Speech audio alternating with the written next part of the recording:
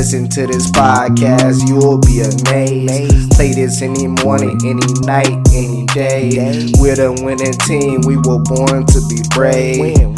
Yeah, changing the game through real estate. Rob's the most enthusiastic person. I wouldn't say I'm the most enthusiastic, but if we're gonna kick it off, folks, I mean, we're just gonna transition in. So we were just chatting before Larry came in a few minutes ago. For those who do not know Larry is a tax genius, and just awesome all around taxes. I'll let Larry introduce himself a little bit more. Thank you. Don't know where to go with that. Larry Pindleton, CPA from Norfolk, Virginia.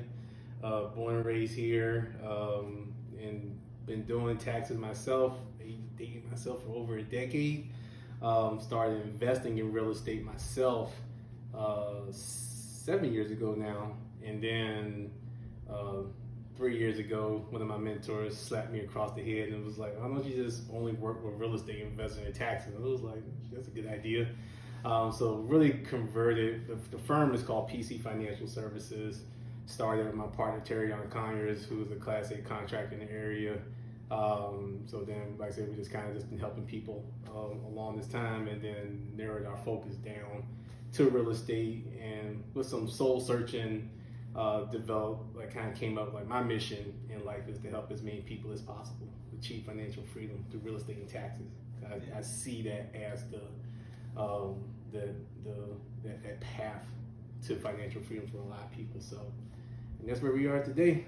Yeah, that's what I see. Like a lot of like business owners, it's like I don't know. Like most when people talk, it's like a lot different than what you expect. Most people have like the successful business owners. It's like their mentality is just to serve. Like, hey, my focus is not necessarily money. My focus is, hey, how do I serve as many amount of people? Because serving as many amount of people will also make me more successful.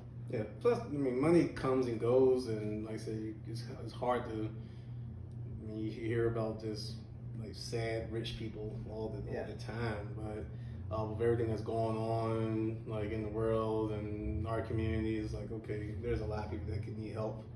So if I can like provide that in the best way I can, I can't help all the issues in the world. I can address these particular topics, especially taxes.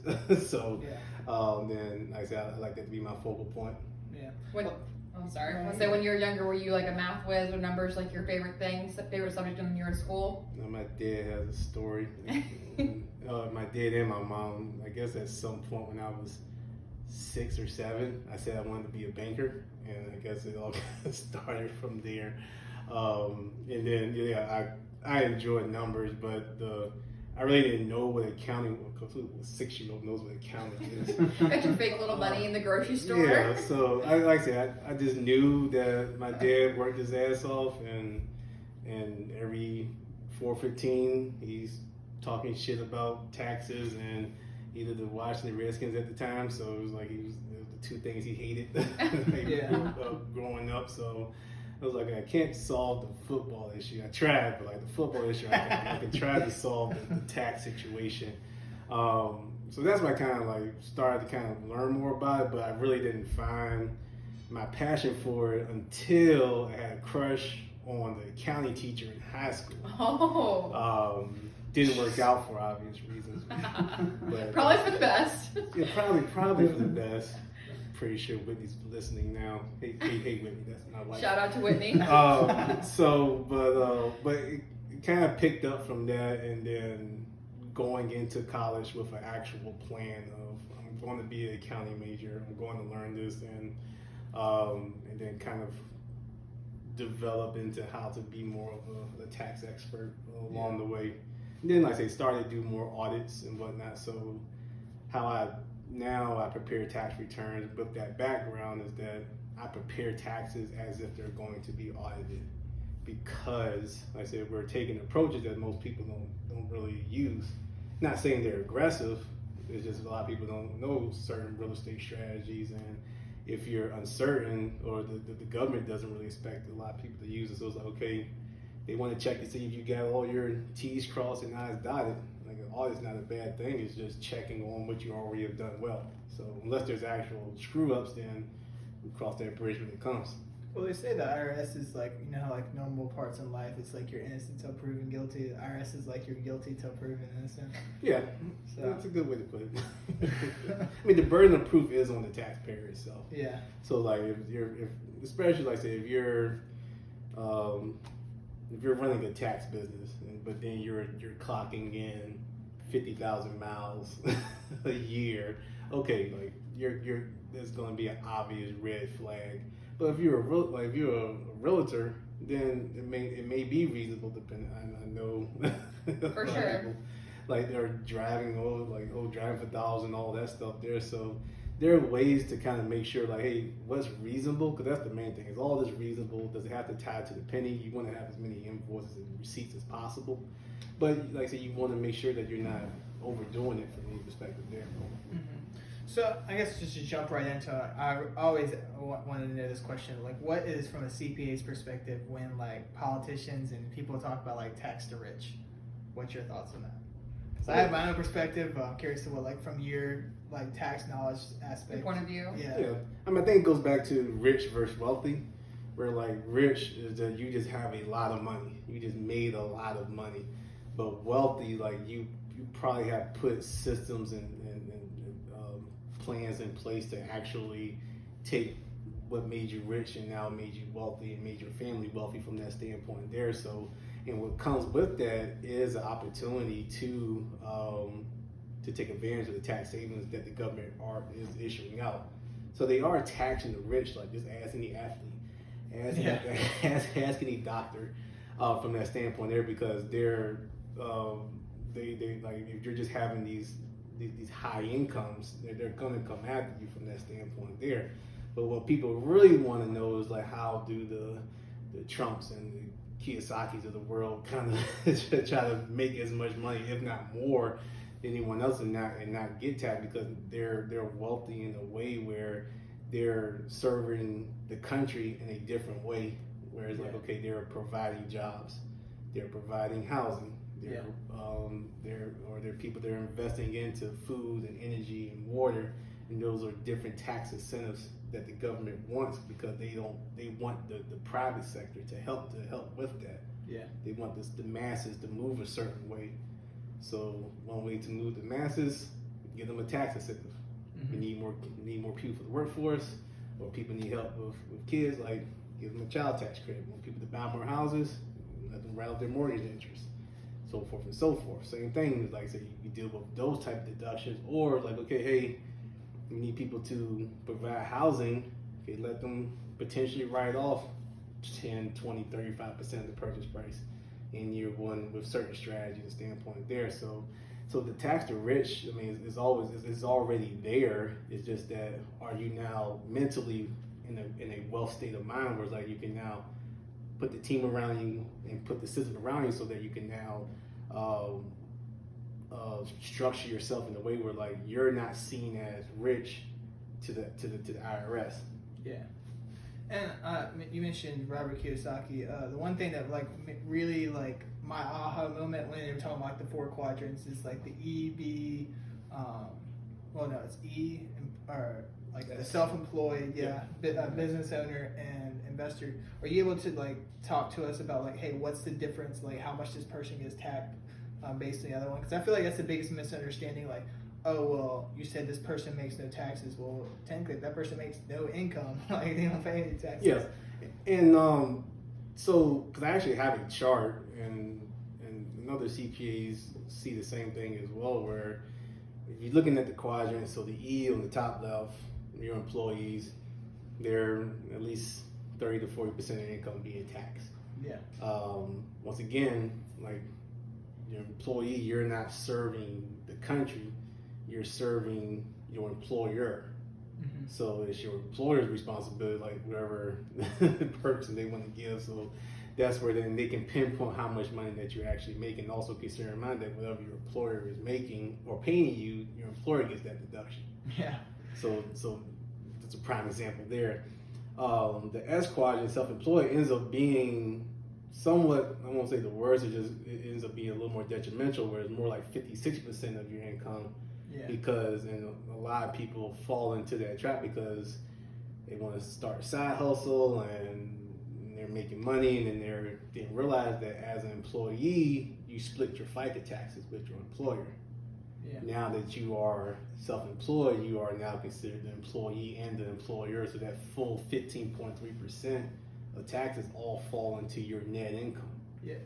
So you pay that 15% and the and your marginal tax tax rate as well. So like you basically, I won't say you're being hit twice. Well, you are being hit twice. It's just like I said, no one's really expecting to hit, like I said. But then from there, like I said, difference between self-employed S and big business B is something is, I won't say simple, but something as straightforward as just doing the S corp election for your business, so that okay, you're now going from being a rich self-employed individual, but now you are a wealthy business owner that you're now providing jobs, tax deduction.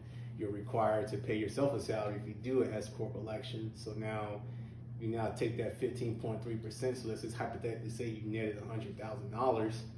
You now, like, your minimum tax bill is going to be at least $15,000. Now we take that $100,000. You now S corp, you only pay yourself $30,000. You now reduce your taxes significantly from that standpoint there. So that's why big business owners, they end up somewhere between 20 and 30% of their income being taxed, because at the end of the day, like their business is still making money. So there's, depending how they're set up, they're still receiving the K1 and still getting paid. So like they're still being taxed from that perspective there. And then you have your investors, which are somewhere falling between 0 and 10% of their income being taxed, because a lot of their activities are passive. They're putting money into places, and it's either they're not even either receiving it, or they're receiving a portion of it, plus there's these additional deductions and incentives that they can write off for investing into certain things like food, water, and real estate as well. So how much is the passive income tax rate right now? Well, there's no difference from the passive income. It's just if you're, I guess to really go back, if you're generating passive income, then your income is not subject to self-employment taxes. Technically, you're not. So it just knocks down to 15%. Yeah. So it's not, it's like, so wherever just your marginal tax rate is, like that's where it's going to be hit, but it's not hit that and 15.3%. So when you're talking about between a self-employed and business owner, what, like, can anyone technically be a business owner and do an LLC, S corp, all that stuff? Like, when's it smart to like restructure and take that step from self-employed to business owner, tax structure wise? Yeah. So the main thing from a tax perspective, because I'm not an attorney, so I can't speak on the legal side of things. If you're just, let's just say, like you make pillows. So you make pillows. Like you can make a pillow with just under your name, like that's your business, like Larry Pillows. Like I make these. But you should. Are you talking about structuring it as an LLC or no, doing it just, under your Social Security? Just under your name. Okay. That's no different than I have Larry Pillows LLC, because your LLC is, from a tax perspective, is a disregarded entity. Now there's legal reasons why you want to be an LLC, right? But from a tax perspective, you'll be taxed the same way, whether it's under your personal name or under an LLC. And aren't there more tax breaks that you can get when you have an LLC opposed to doing things under your personal name, or is that not true? That's not true. Okay. Now the LLC is a step to more tax deductions, but it doesn't guarantee any tax deductions. Gotcha. So if, once again, I make these pillows and these little fluffy things cost a certain amount, like there's a tax write-off whether it was in my name or if a person or in the LLC. Okay. I still write that off. Same thing with my phone. Like I use my phone for business. It doesn't matter. I still have to track how much time I use for business versus personal. Name, LLC, like I said, doesn't really play a huge difference. Now, when the LLC becomes a step into a bigger deduction or bigger tax strategy, is that if you're at a certain point where you're not trying to write off everything, you want to show income because you're trying to get loans, or you just don't have enough deduction at some point because you have very low overhead, i.e. tax business. So at that point, you're now considering if you wanted to do an S corp election there. And once again, now from a legal side, like setting up an S corp doesn't really have much asset protection purposes. Separate from an LLC, it's just that now you want to still be operating as an LLC, but you want to be taxed as an S corp. So now you're separating yourself from your business. Because your LLC can identify as a C corp or S corp, can it? Yes. Okay. I just wanted to throw that out there. Yeah. I mean, because it really is a good point. So you got your LLC, you got your S corp, and you got your C corp. Because really, it's LLC and corporation. And then you can set up straight as a C corp, but most small business owners don't really need to be a C corp unless you're about to be a public company or anything like that. That's really for your larger companies. But the S corp kind of serves on both worlds, where you can be either one and be taxed as an S corp. And the general premise is that you want to, even though your LLC may have an EIN, like you're still reporting all that on your personal tax return. Yeah. So you want to separate yourself from it so that you now become an employee of your business. Yeah. So you technically make less money, right?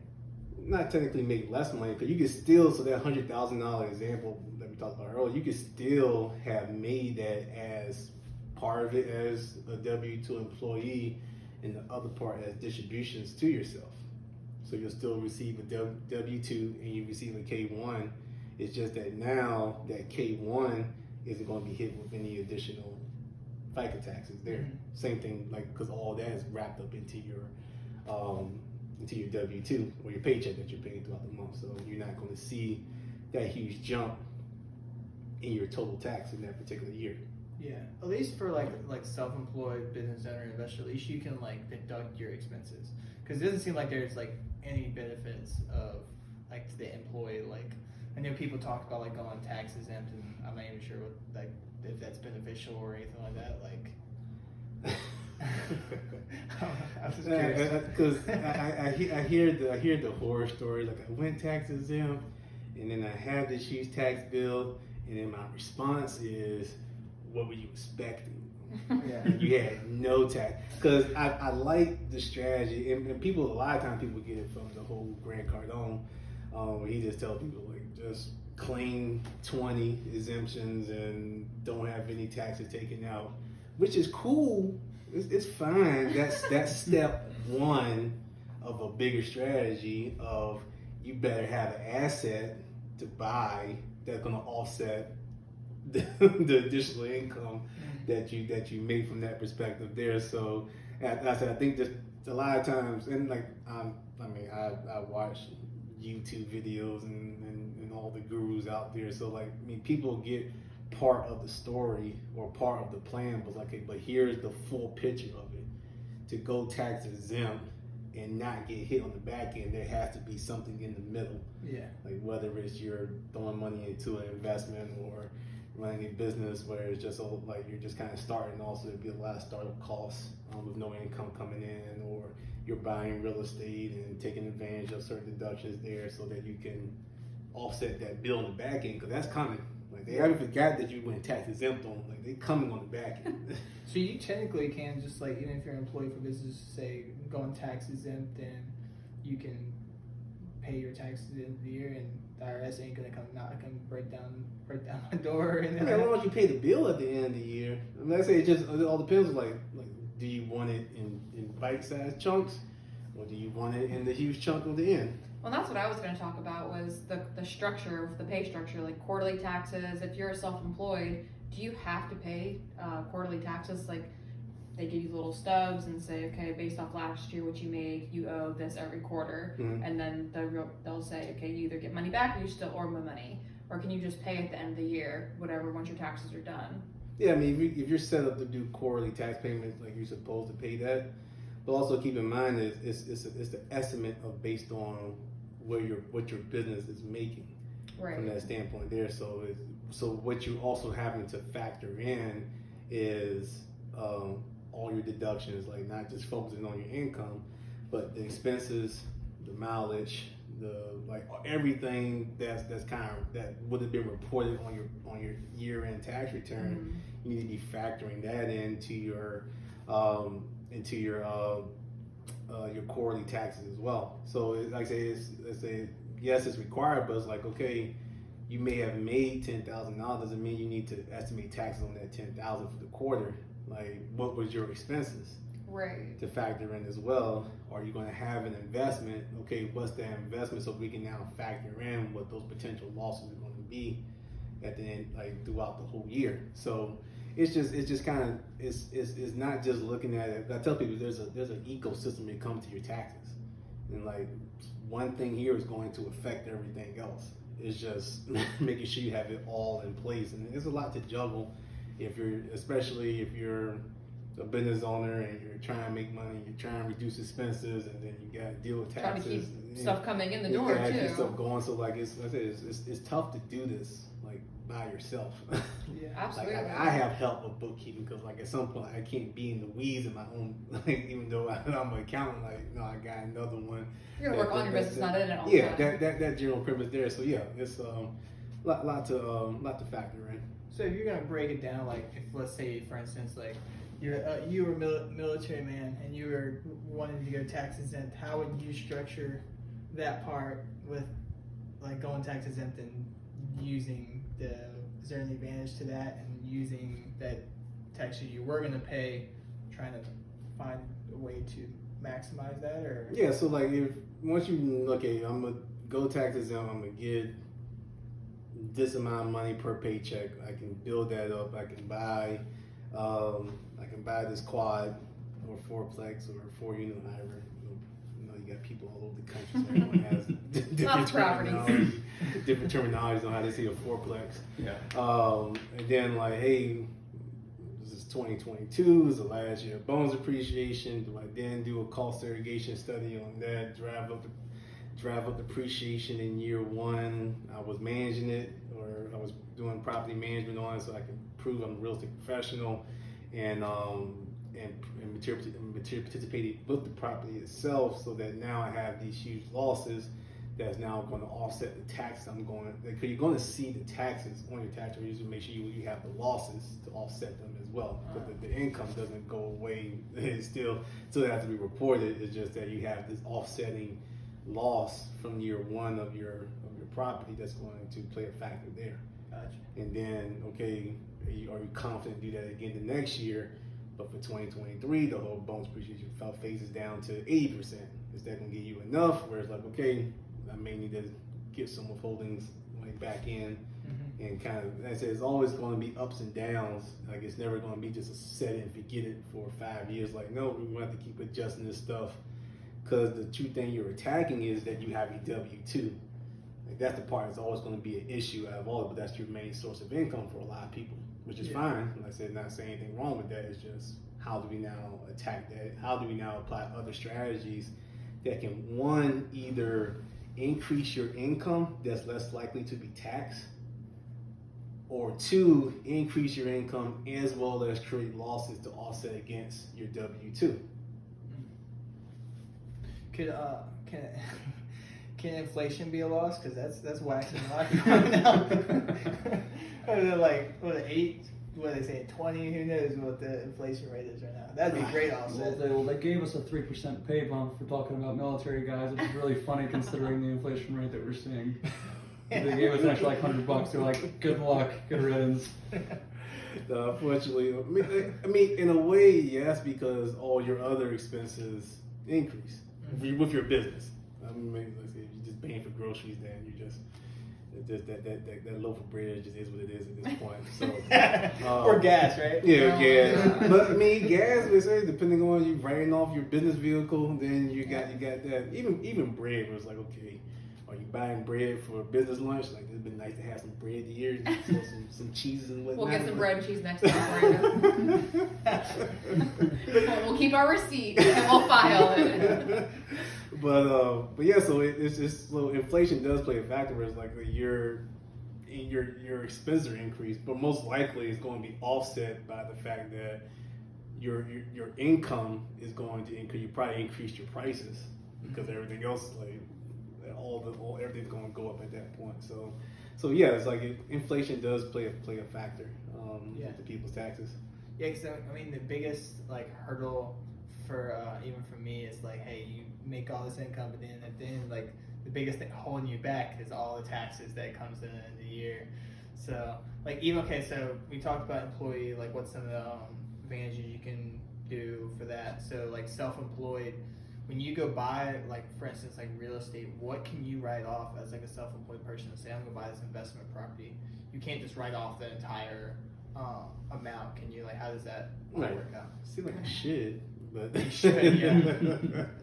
So the main thing when it comes to real estate is that like you're running a business, so anything that you buy for the business is going to be deductible. Now the actual building itself becomes rather unique because like yes, you have the insurance, you have the mortgage interest, you have the taxes that you're all going to be writing off, and the repair guys and all the whatever bricks and whatever stuff you do on your hammers and all that. Like, Staging material. yeah, staging like material. that, I don't do any of that stuff. I just sit behind the desk. Or when your tenant comes and floods your whole place out because they go out of town and leave the bathtub running. Yeah, you gotta get that contractor in and all that. So all that becomes deductible. Don't mention that to Robbie. So plumbing's a little sore subject for Rob on a couple of his properties. I've had that happen. Yeah, that's a three sore or subject. times. We've got to avoid that. Yeah, I have some deductions to list for next year. Yeah, the same thing. Like I said, we had to get the main drain in one of the properties in Newport News completely ripped out, and of course it was our portion, not the city's portion. So Of course. I feel your pain. It always works out that way, right? It's Just like, like how? consistently at that line where it Yeah. just fails. I'm convinced they on their side of the water, or on their side of the plumbing, it's like better plumbing somehow, where it's like it never fails. It's probably good, probably. They have it lined with something when they installed it. Yeah. I just want to loop back around for people who are just starting off and people in the military who buy houses as they move from different places in PCS over and over. To reiterate that an LLC, what exactly, if any, tax advantages does it give you? None. Okay, just wanted to put that out there because I know that a lot of my friends are like, well, I need to make an LLC, that's why I haven't started. I need to do the company thing, and that's why I haven't started. Well, it's interesting. I believe it was Brandon Hall from Bigger Pockets, or Brandon Turner from Bigger Pockets, that said people throw the LLC out there because it creates a barrier of something that they're scared to do, which is actually start. Yeah. It's like I can't start until I got this, and it's like, okay, well, you don't need that. Then it's like, okay, you're just gonna keep layering stuff. Excuses. Okay, yeah, I was trying to be nice. But yeah, exactly. I'll put it straight out there. It's essentially They need to know, just be ruthless. I mean, it is. It's like, I mean, a lot of times, because if you don't know, you don't know. But then, like, once you're, I mean, at this point now, I heard him say that 4 years ago. So if people are still using the LLC as a reason why they're not starting, now, like I say, if you have a property, now you now have liability risk at that point. So now we're talking about, do you need to get that property into the LLC to protect your personal assets and do some other legal strategies and management. There's umbrellas and stuff like that you can have without having an LLC to Right. cover you up to X amount of millions of dollars. So there's ways around it without having an exact LLC formed. Yeah. I'm not Especially a for people lawyer that live either. in California, because to have an LLC in California, that's $800 a year that you have to pay to their franchise tax We're board. paying like 150 a year, aren't we? Yeah. It's like 100 or something. That's Yeah. pretty nice. So yeah, you have California. you have states like that where, like I say, it gets close. California is the worst. Like I said, there's some other states there, like I said, it's a couple of $100, $400-$500, but yeah, to have each of those, like, so people are hesitant to have an LLC in California, so they use the umbrella policy to help the fact that, like, they don't want to Counter risk. Yeah. So it also depends on, okay, how many properties do you want under that one LLC, under that one insurance policy? True. Or could you just have multiple properties under that one LLC? Okay, at least the 800 is spread out against these number of properties, but then you Just still profiting. have, but you still have to determine how big is that umbrella, so that, and of course, you don't want the asset value of those properties to exceed the umbrella policy itself. So it's always, like I say, it's once again, you have to have the right insurance person, you have to have the right attorney to make sure those things, like I said, you can try to legal zoom this all you want, but I don't know how much that's really working out for people. I think a lot of people with the whole LLC thing, they think that they have to get an LLC just to start deducting things, like deducting like rental income or anything. Like, oh well, I don't have an LLC, and it's like I feel like it's a very big misconception that people have to. You have to have an LLC to start writing off stuff for businesses. Yeah, I mean, if it's just you, and let's just say you are, and pretty sure y'all making money on this podcast. I got a fancy setup here. I'm sure losing a lot. That might be a deduction. But let's just say that your business was like doing podcasts and doing content and whatnot there. Even if you don't, like, you had to buy all this stuff that we're looking at. Like, and so if it's just you under your personal name, then like, do you have to, like, even if you don't have an EIN number, like, the aspect of the business is still in, like, it's still going to show up in your tax return. You use your social security number, Yeah, right? you use your social security number at that point. And then if you do have LLC, then you put your social security number in there, but I mean, your EIN number in there for LLC, but it doesn't really change the fact that you bought this microphone. Either Right. way, if you have it set up, you can still write it you off. still have stuff. I think a lot of people also are fear of that. Like, one, that what you just said. Two, they're just kind of claiming losses without an LLC, and then they're going to be hit with, considered as a hobby. But like, that's either, if you that happens no matter what, if you have an LLC or not. So if you're just claiming loss after loss after loss, and not showing any progression of actually running a profitable business, then you're going to get hit with that potential label by the IRS that you're just running a hobby. You're not really running a profitable business, or trying to run a profitable business. So, like I said, that doesn't help with that either. What if you're just really bad at it? Yeah, like I said, it still kind of runs into that same boat of like, hey, like, it's, if you're, whether you're bad or good, and like I said, and there's scenarios where like, hey, they spent a whole bunch of money in marketing, and it's just been 5-6 years just potential losses. Okay, at some point, like it has to turn over for the better, or just get rid of at some point there. So I say, but then again, like I said, you just kind of put yourself in an odd situation at that point. So for some free legal tax advice, what exactly? Non-legal tax. What exactly can you write off? Let's say if I go buy a rental property, you can't write off the down payment. You can write off the expenses for title and all that stuff. What exactly can you write off? So on your settlement statement or HUD or closing documents, because I keep hearing people have different terminology for these things. So yes, you just can't take like, hey, I had to come to closing with $30,000. Like, you just can't write that off, because a lot of that goes into the basis, the cost basis of the building. And what I mean by that is that Like the down payment, or so like the title, the loan costs associated with it, any taxes paid, and all that there. So all that stuff that shows up on those first 2 pages, all that gets broken out on your tax return in a particular way. Yeah. More often than not, and I say the basis because it leads into the fact that you can recover the cost of the building over a certain period of time. Yeah. And that's where you get into depreciation. And depreciation is basically, hey, government recognizes a rare tear that happens with a building.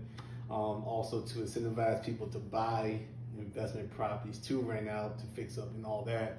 They'll let you recover the cost of the building over a certain period of time. Mm-hmm. So those title costs, those loan origination fees that everyone enjoys so much, like, all of that goes into the basis either for the building or for the loan cost itself. So even though you eventually get to write it off, you don't get to write it off right away. Now there are some things like prepaid insurance, prepaid interest, prepaid taxes. If you're doing that, then those are separated from the basis of the building, and then you can actually write those off in year one. But it takes an actual breakdown of the HUD to understand that. So a lot of people are like all big about house hacking. They talk about like guy from Brandon Turner, all that stuff. Are you able to go back and start? Okay, well, I lived in this house for a year. Then I'm using it as a rental property. Can I go back and try to deduct the original? You can try to amend You're because it really still is all about intent. So if the intent was to eventually rent it out, Because if you then- say so, I'm gonna have to go back like 4 or 5 years. Go 4 or 5 years, I got some deductions way back there. So, but also keep in mind that the valuation of, because like, let's say you didn't use it the first 2-3 years as a rental, and then year 4 you did, so the valuation of the property is larger than what you bought it for 4 years ago. So what you're trying to make up is going to be made up in this new valuation, because now you're starting off. You don't go back into the sales price of the property and then try to determine what the cost basis is. You go what the cost basis is as of today, with the land broken out, because you can't depreciate land. You can deplete it and you drill for oil, but that's not the purpose of this podcast. So now that you have the basis as of today, and like I say at a larger value, so like you're somewhat making up for that when you start renting it out. But you're talking about deducting the building. You mentioned a couple minutes ago, you're talking about this is the last year to 100% write off, like you said, cost segregating, or that's what you mentioned earlier, right? Mm-hmm. What is that, and how can people take advantage of that for this very last year? Yeah, so cost segregation, and the best way I can think of it is that, like, I'm a big guy. You Big Macs, don't you? Yeah, you just think of a Big Mac. That made me hungry. Yeah, and you think about the song too. More of a Chick-fil-A person, but it's alright. Oh, Well, that's a good point. But let's go with Big Mac because it's a song. And we all know it's all beef patties, extra sauce, lettuce, cheese, pickles, onions. They sesame seed. You know the song? I know the beef. I beans, wish I tomatoes. did, Oh, you but did? now I've learned Oh, my more from this goodness. conversation. We're all gonna be on YouTube after this Oh looking my it up. Rob's like, what is this guy talking about? Are y'all really that younger than me? Jeez. Yeah, look at Not that. all young people, you know? So there's a song for the McDonald's Big Mac. And I'm from the 90s, so that's probably a piece of it there. So, and the reason why I like you is because the song breaks out every component of the burger itself, similar to the property that you're buying. So the burger itself, let's just say it costs $5. Whatever, I don't really know the cost. But not everything in that component, like everything that makes up that burger, is what goes into that cost. The bun costs something. The actual patties, the cheese, everything has its own particular price point to it.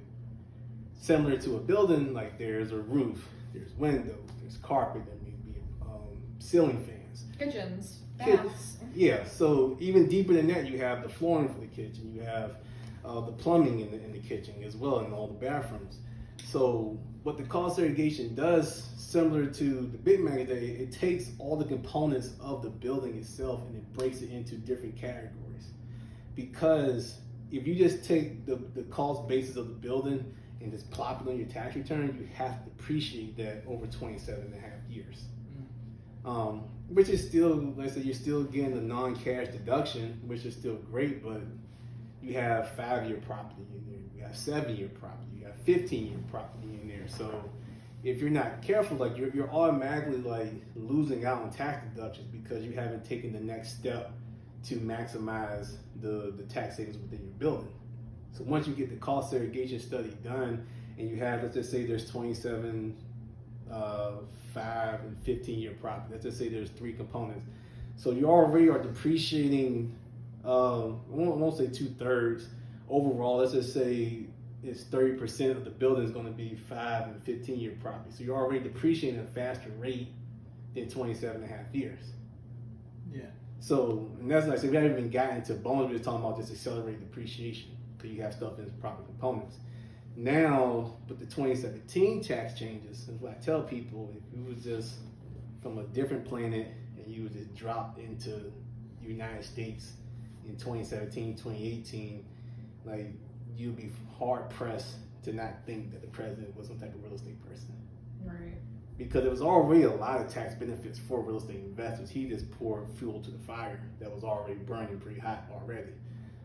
So with that 2017 tax changes, they allow for anything that depreciates less than 20 years to be fully depreciated in year 1 of acquisition. So in that example we just gave, so we just said 30% is going to depreciate at a faster rate.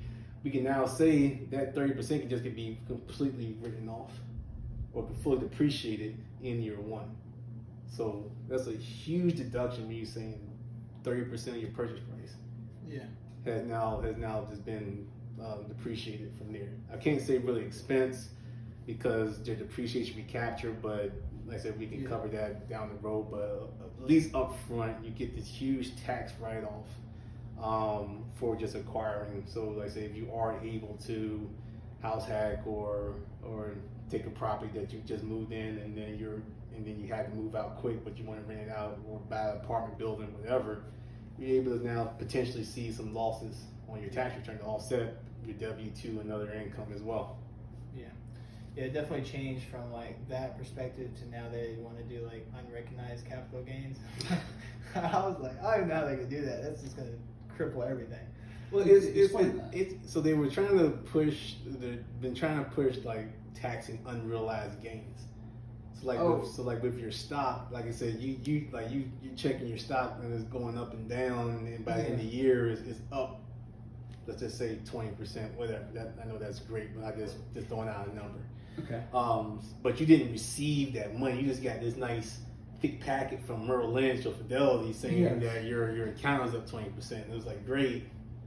I'm gonna put it over here because I can't really do anything with it.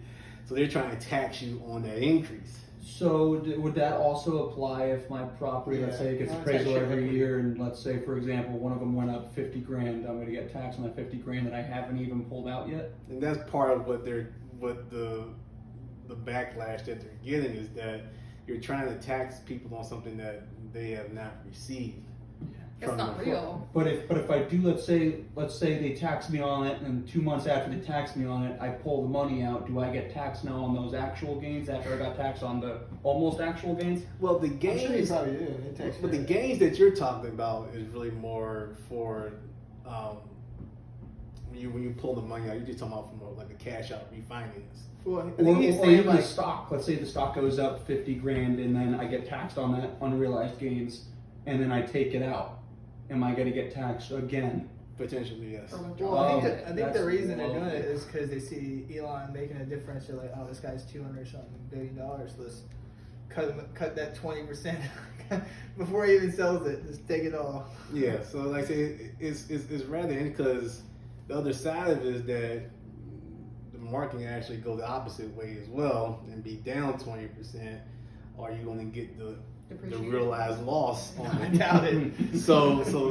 But then they kind of get into, and like with stocks, unless you're a professional like stock trader or day trader, you only get $3,000 loss. So like they're probably try to cap it from that standpoint. So like I say, there's a lot of still speculation, a lot of back and forth. As with most things, like they'll throw something out there just to see what the reaction would be, and then they'll get flooded with emails and calls of like, this makes no sense what y'all doing, and like then they'll try to find a happy medium to go from there. So, but yeah, that has been multiple talks. Do you try to stay updated with all like the speculation, what they're saying they're about to do for taxes and all that stuff? Because I heard this is the internet, so who knows if it's true. I heard like in California they're trying to make a massive tax on like if you sell the property within like a couple years, because I guess they're trying to limit flippers. Have you heard anything about that? Yeah, so they're trying because typically the flips 6-8 months is typically the normal timeline for flips. So yes, no.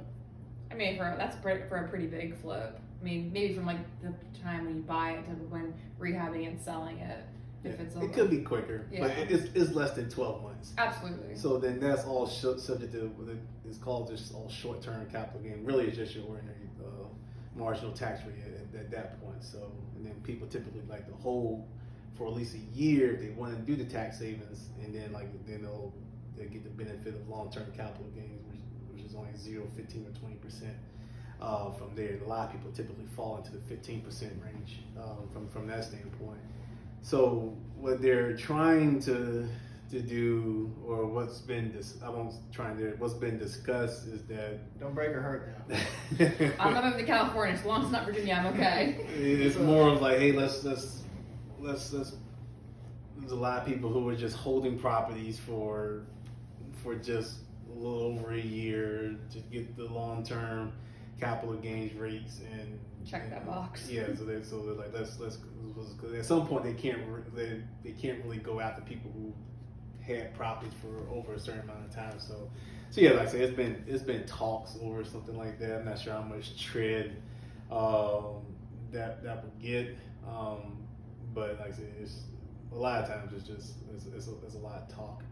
Well, with all the money that they've flooded into the market now, they're gonna have to want that money back. You see, like, taxes going up a lot in the next couple of years, and be gentle, but how much do you think? Well, no, it's kind of hard to say how much taxes will go up, because they talked about eliminating the corporate tax rate or increasing that, whereas like it's at 21% now. They're talking about increasing. It used to be 30. Top of my head, what it was, it used to be 37%.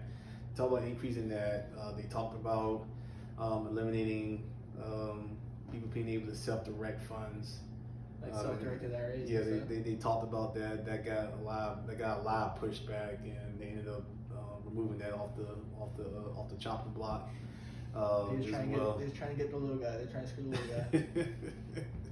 Because it's a lot of that going on. I mean, what else? Like I say, it's always something. I mean, plus they're pumping $80 million into the IRS. So with that, the assumption is, which a lot of people think is going to be more audits. Mm-hmm. So really, they're just going to kind of go after more people to kind of get like, hey, Find people. Yeah, find people like, hey, you got support for this, or your expenses are extremely high here. So like I say, it kind of goes back to, as long as your records are fine and you're recording reasonable numbers, then it shouldn't be too much of an issue. But like I said, they're finding different ways where, like I said, they have to make a lot of that money back. I could ask about what your opinion is on how the tax laws will change given the new governor of Virginia. It's always, there's never like what Trump did in 2017. Like, you don't see massive changes like that, and if something does change with any state or president or governor or president or whatever, like, it's always going to be year 2, year 3. From that standpoint, there, until there's rumblings of what this stuff may end up coming of that. So nothing's really earth-shattering that I've heard at this point from a tax perspective. But like I said, it is, I forget how many months he's in now, but it's tough, especially how more and more divided the two sides are. That stuff is just slower to get through. And all that kind of depends on the lobbyists that they end up probing along the way as well. Okay, so at the state level with government, you're not really going to see too much of a change in the amount of time that they have in office unless they have continuous terms. Yes. Okay. Understood. So going with, since we're a real estate podcast, how would you explain 1031 tax exchange? Monopoly. Monopoly? I mean, it really is the, what was it, 4 greenhouses in the Red Hotel, or is it, or the other color? I meant to cut that back off. So yeah, so basically, if you're just following the game board and like you pick up a house on Baltic, and you pick up another house on that same Baltic square, and then at some point you can trade it in to something larger that's going to yield more income, and that's really that's probably my way of explaining 1031s. So from a tax perspective, you're saying that we're going to bring in we're going to bring Tyler, who's our custodian here. Because the thing with 1031 is that you cannot touch the money. You cannot benefit from the sale of your property at all. So what you're saying is like the sale is going to go to Tyler 1031, whatever LLC from that standpoint. And there's certain companies that can. There's actual companies that specialize in 1031 exchanges from that standpoint there. And then there's a certain and then the value of the next property that you have to be trading up. Like you have to cover like all the gains that you will have received from the sale of your property has to be eaten up by the purchase of the new property. Okay. If not, it's like whatever else is left over is considered boot, and then you're taxed on that. Okay. But say you had a single family portfolio of 50 houses that you sold for 1.5 million and you wanted to go and buy multifamily. Is that something that would qualify for that? Yeah. And so if you sold it for 1.5 and the multifamily was 2 million, you would benefit all the tax benefits from that, correct? Because it's 500,000 more than the previous property, correct? Yes. Okay. Because what you're saying is that you're now pushing all of your gains into this new property here. So opposed to receiving 50% tax on it, you'd be taxed none at all? You're not taxing any of your gains. Okay. Because there technically wouldn't be any gains Right. on the sale of the property itself. And then and like I said, it's called like kind exchange. So you can do land for a house or a house for apartment, for a mobile park, because all considered real residential property from that standpoint there. But now, because I know you're more into the flip side of things, you can't do it for a flip property. Right. Because flip properties are considered inventory. Yep. It's no different than our pillow business that we talk about. We're just selling pillows. You're just selling houses at that point. Your intent of your property is to sell it, which makes it inventory. Right. Which is tracked completely different from your rental properties. So you and 1031s do not work for work for those type of properties. And you get 3 to 1, right? 3 properties into one big one. You can do as many properties as you want. You can do like 20, 1031, all those into one. Yeah. Really? Yeah. I have a client, and he's in Georgia. He did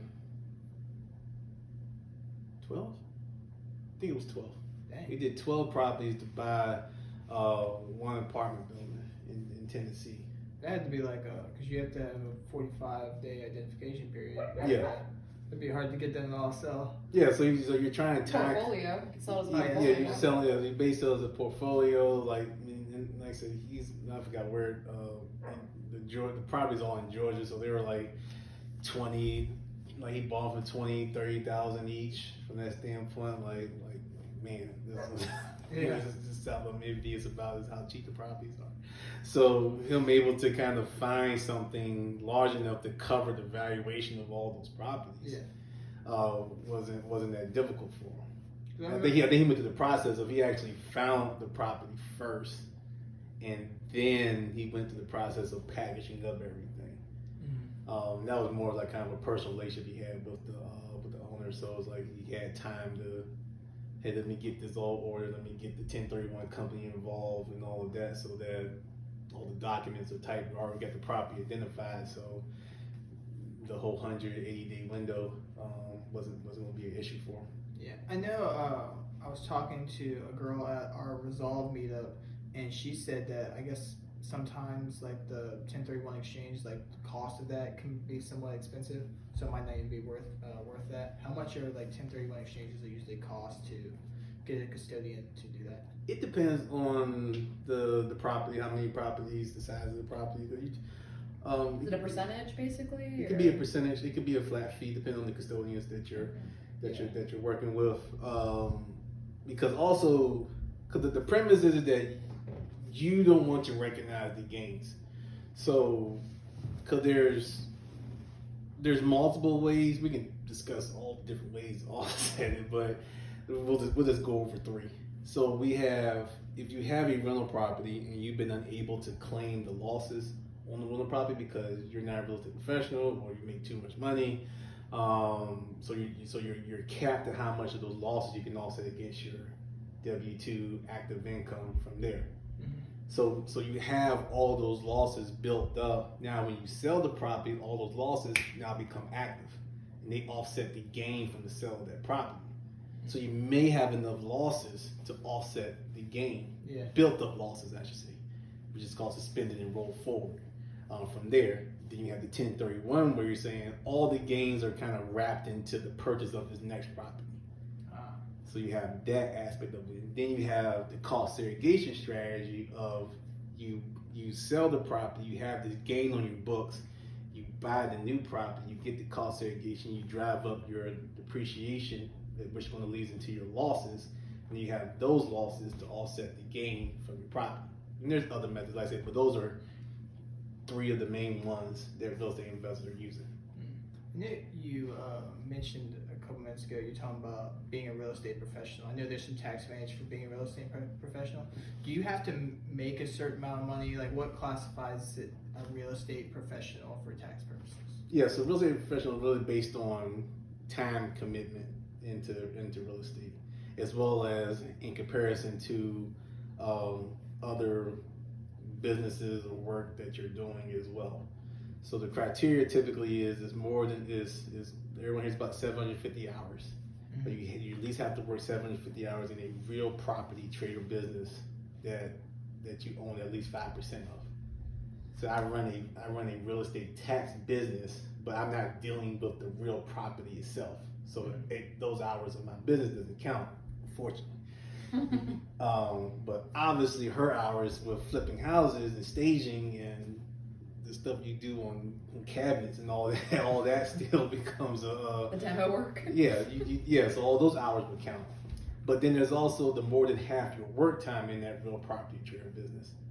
So that part really what trips people up, because if you have a full-time job, it's tough for you to prove that you work more than half your time in a real property trade business. Because the average person works, 2,000, if they do 40 hours a week, 2,018 hours or something like that, 2,020 hours a year. Emphasize average. Yeah, average. So if you're just working the bare minimum, let's just say 2,000, let's keep it even.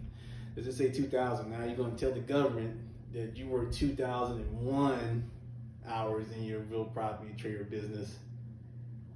So that's 4,000 hours of work in a year, weekends, holidays, nights. You may or may not have kids, nights. So, like, okay, you may not have a strong enough case. Easy, I got that. We don't stop. How do you prove that though? Like, it's like kind of my own like little time charge, just clock in. Yeah, I mean, similar to what we talked about at the very beginning, like the burden of proof is on you. So part in because real estate professional status is probably one of the most highly audited tax items in the tax items in the tax code itself, because how easily manipulated it can be made. Yeah. Because you're just saying I put hours here, so they want to see your time log. Yeah. So you're having to track that, whether you're using a time clock or a spreadsheet. Can you just show them your social media and be like, look at all my videos? I guess if you have that's a lot of posting though. Right. So It feels that way sometimes. It doesn't have to be in one aspect. Let's say I've got an investment company. I'm also a realtor, and taxes wouldn't qualify for it. But let's say I have a construction company. If I only have 300 at one, 300 at the other, 300 at the other, does that count as 900 hours? Yes. Okay. So construction, deconstruction, property management, leasing, basically anything dealing with the building itself. Like I said, acquisitions, like you're actually selling properties to a lot of your realtors and all of that. Or brokers, but actual not the mortgage brokers, but the brokers of the property. So let's say it doesn't have to be 750 in just one. It can be a combination of them all. Okay. But then there's also material participation, which is the other side of it there. Once you prove that you're actively involved, are you actively involved with your own properties? Because the losses are really coming from your rentals. So you can be an agent, have all the hours, have more than half your work time, but you don't have any properties. Or if you do have properties, you're a passive investor in the syndication and you're getting those losses, but you're not actively involved with your own property itself. Mm-hmm. So those losses still remain passive and limited based off your income. So a lot of people talk about the real estate professional status. It's not talked about enough is the material participation with your own rental property. So what if, like, do they take in income for consideration? You're like, okay, well, if this person only makes like $4,000 as a real estate professional, he's really not that. Either he's not good as a real estate professional, or Nah, they're just gonna judge you. It's like you should, yeah, you are. yeah, but it's You're like not you're not a good real estate professional, but you are a real estate professional. I'm saying, like, what if this person has tons of real estate income, and let's say they have a job, and would that be like be able to say, like, okay, well, maybe he does work all those hours to make all that real estate money, like? No, because real estate, especially rental real estate, is considered per se passive to the IRS. So it's like they see it as a way where like a lot of money could be made, and you're not really actively involved with it. So they don't really take into account like dollars. Now, like if you want to build your case, then that's a whole nother situation where like, okay, you're trying to prove that they're trying to challenge your hours, or you're trying to stack it up with more stuff. You can, but they're not taking too much account into that. So yeah. No, carry on. So I have a question. So now that gas has gotten even more expensive, do they allow even more deductions or not? Like, because I know it's like by the mile, right? Yeah, like 56, 57, somewhere 56, 57 You can write cents. off your mileage or your gas. You can't write off both, right? Right, but you always have to track your mileage. Okay. So whether you're doing the standard mileage deduction or you're doing actual costs, which include depreciation on your vehicle, you have to track your miles in a way to prove that you're using your vehicle for business purposes. What's a good way to do it? Just like, hey, screenshot every time I get There's an app you can download, and some of them auto-populate, where every time you get in your car, it'll track mileage for you. But I just set my speedometer every day I go to work, and then clock it at the end of the day, and then reset it every morning. And it has an app where I just print it out at the end of the year. Well, if you have too many apps on your phone, can you just screenshot? I mean, some people still use spreadsheets and Google Docs to kind of track where they're going. Some people use pen and paper. No QuickBooks has a tracker, which is another app onto itself. So, I mean, there's multiple. Because like I said, I have one. I think I use Stride. I use Hurdle. Really more just me remembering to cut it on to where I'm going. Systems. Yeah. The app's great, and you press generate PDF or generate CSV or whatever they need for the text. Yeah. And you just got it right there, and I throw it over to Larry via email, and I'm good to go. Mine's like 10 pages long of just like mileage, and it auto-populates, it totals everything for you, and it's really easy. The hardest part is remembering to log it, honestly. Yeah, maybe a struggle. So if Does it cost money? No, mine's free. Most of them are free. If I wanted to scale my business for real estate, in what avenue would I receive the most tax benefits? If I was going in buildings, if I was going in single family, doesn't matter how many employees I have. What is the kind of the fast track to tax freedom? The fast track is to generate as much passive income as possible. So I mean that's going to put you in the boat of like you're making income in these areas. You may be access to additional deductions as well, but you're also freeing up your time as well. Where a lot of times is if you're just kind of, I think a lot of stress people have with taxes is that they work so many hours and then they turn around and have to pay all this money back for all these hours that they worked. So there's nothing wrong with paying taxes. Like this is how this whole country built in more ways than one. But it's also that premise of if you're not overly stressed with how much time is used, then okay, you made all this passive income, but it was all passive, and you have to pay taxes on that. But then create some strategy to help offset that from that standpoint there.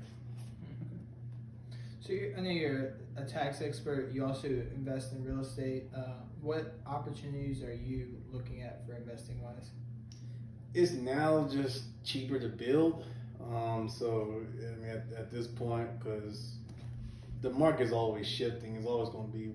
I don't believe there's a down market. It just doesn't make sense to do a lot of buy and renovate at this point because people are selling it at crazy prices now. So like I said, if we can find the plots of land, then like I said, we'll find those opportunities and build upon those there. So we're working on a couple at the moment. So they build to rent? Yeah, build to rent. Oh, okay. Yeah, so build to rent, build to, like I say, it's just all about type of finance we can get per lot at that point. I always keep hearing the saying, like, they feel like Grant Cardone says it all the time. He says he thinks the U.S. is headed toward like a renter nation, but they say own nothing and be happy. That's what they said. The future head is like the new generations or whatever. Millennials. Yeah. Well, I think what's below millennials? Gen Z. Gen Z. Yeah. It's Alpha, whatever it is now. There's another one? Yeah, so it's now we're at Alpha generation or something like that. Oh, they can't be alphas. Well, Something they like made that. Or They made that Generation themselves. 1, something like that. They came up with that name. But that's why I hear like the trends going is like most people like the younger generation, they don't care about like owning real estate or any of that aspect. They just like they just think like everything's gonna be like Simple. renters. Yeah. They want someone else to fix it if it's broken, and It is simpler for them. but not when it comes to retirement Not when it comes financially. or tax benefits, things like that. Do you think we're headed toward a recession? I think most likely, I mean, it's bound to happen. Like I said, it's part of the system that we're in. So to not see one again, like, would be shocking, to say the least. It's just how you're impacted by it, really. Yeah, I think a recession is technically classified as like a 2-quarter downturn. It's technically, so it's only like it's a half a year downturn is considered a recession. I think that's not even much. Like 2 to 6 quarters or something like that. That's not even that much. And that's where you invest that becomes critical, because I try to invest for need. Like, everyone needs a place to live at.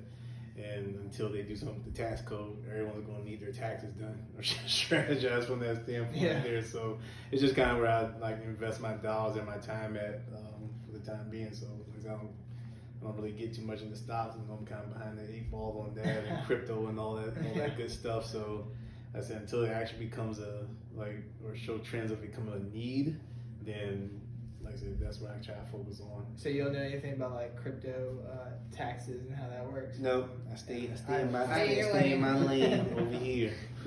If you're a real estate investor, agent, builder, contact Larry for CPA. He's the man. If you're making money in crypto, like, don't call me. Unless you're going to give me advice.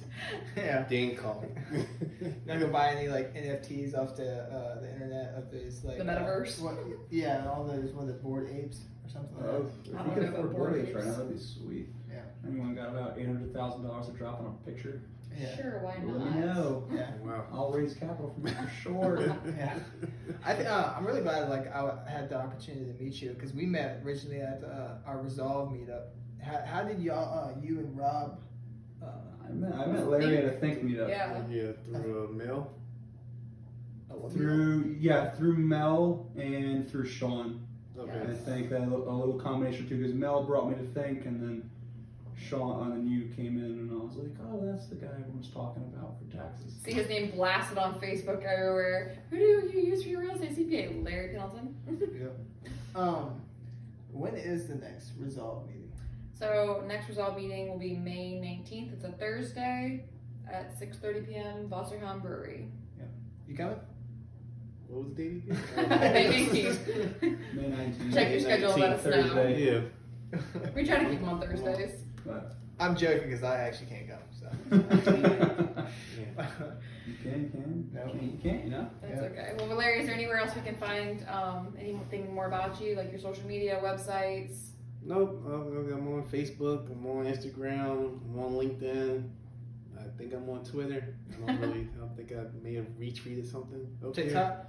No, TikTok. I don't have any dances. Oh man, we gotta get you doing some like oogie boogie dancing with tax strategy. I don't get it.